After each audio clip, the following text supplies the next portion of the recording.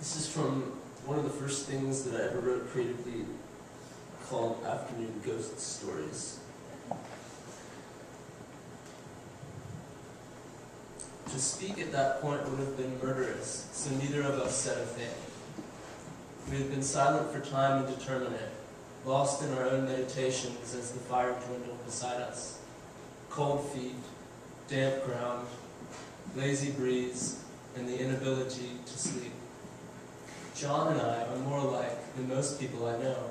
We've been best friends since we were kids, inseparable, but lately things have changed. He leaves to report for basic in 2 days, but he's the same right now, drunk, probably half asleep. How is it that we can both look up at the same stars and see different things? They're beautiful to both of us, it's not that, but when I see them I flush inside, knowing that I too would shine, even if everyone stopped looking. That makes me want to dance. Johnny looks up and he sees the country, a corner of the flag, and he's inspired to fight, to go to war for his nation, to fight for an idea and democracy, no less. I just don't understand this. Johnny? But there's no answer. I sat on my butt with my arms loosely hugging my knees, contemplating. The night was getting colder, the fire dying, and I had nothing to do but keep it going. Ghost stories. That's the whole purpose anyway, to bide the night away until light returns, and to pass the night in fascinated conversation instead of fear. This is the beauty of ghost stories, to huddle around a fire with a group of people, trying to scare each other to prevent from getting really scared, all the while someone talking until everyone falls asleep.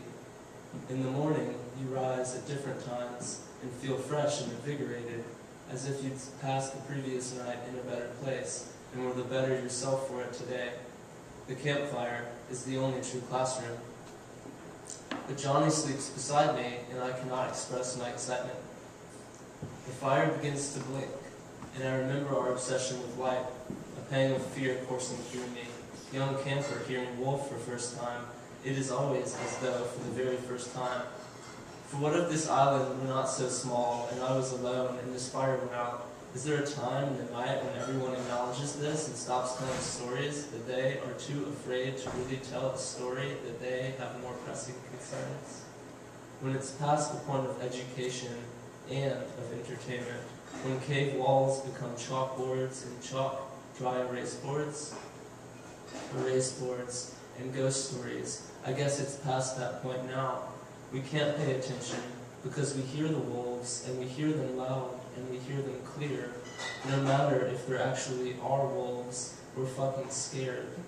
And I don't know, maybe one of the storytellers is not telling a story, but voicing a possible solution, that we all step closer to the fire, or that we run. But really, we are too scared to listen, and more people start talking, frantic now. They're rambling, searching past experience for an answer to tonight's problems. And the thing is, they all think they have it. This has happened to them somewhere, and they know the answer, but forgot it. But if they keep talking, it will come out, and everyone will love them. Hierarchy explodes, and surprisingly, this is a bad thing.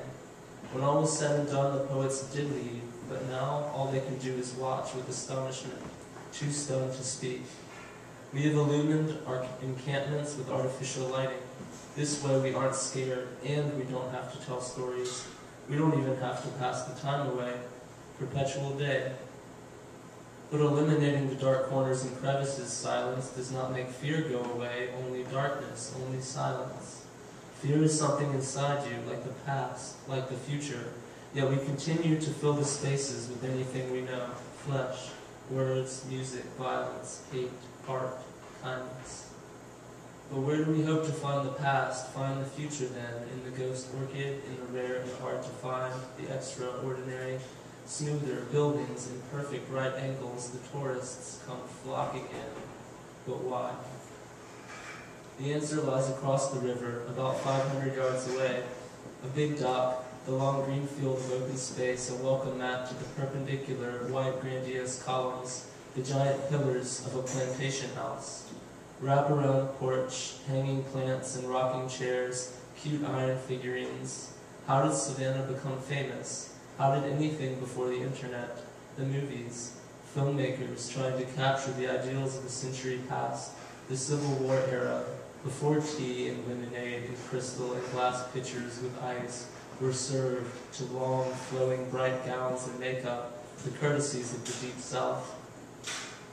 Innumerable men lost innumerable lives here, crawling up the muddy banks in the dead of night to surprise the enemy, the inhabitants of these same large houses, creeping up the grass with bayonets and colored uniforms, spoiled, clashing with the other color, and sticking, shooting, grinding, an almost comic-like element of smoke and moving clouds in the air.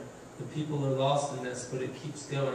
There is a force deep within this mass that no one controls. They are slipping now, the knife wounds, and discovering fallen comrades. Some have already taken the time to run, but the rest are finished. They are frozen on the ground or seeping back into the river. Dead bodies everywhere, a lifeless mob of cocoons destroyed, the blood staining the very water from which they were spun, soon to be consumed again by simple katsa. I found my shoes in the remaining light, scattered amongst empty beer cans and spongy sea prongs. I got up, put some more wood on the fire, and collected more wood. I thought, and Johnny slept peacefully. We are not equipped for war here, and I talked to myself. Thanks for staying, you guys.